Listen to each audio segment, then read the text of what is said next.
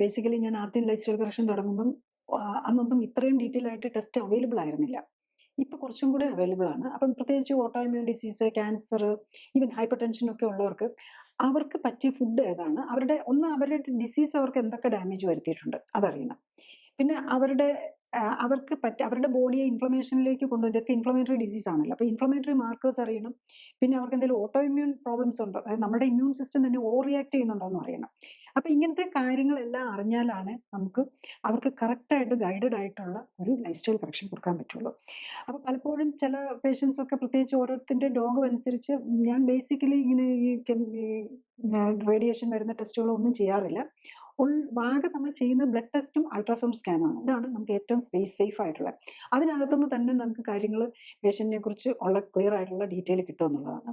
പിന്നെ cancer suspect ചെയ്യുന്ന പേഷ്യൻസിന് മാത്രമാണ് പെറ്റ് സ്കാനും കൂടെ പറയും. യൂഷ്വലി MRI, CT സ്കാൻ ഒന്നും തന്നെ യൂസ് ചെയ്യാറില്ല. അതിന്റെ ആവശ്യം കാണാറില്ല എന്നുള്ളതാണ്.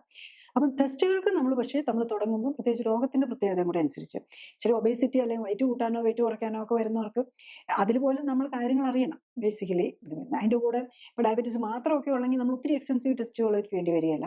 എന്നാലും കുറച്ച് ഇത് വരും.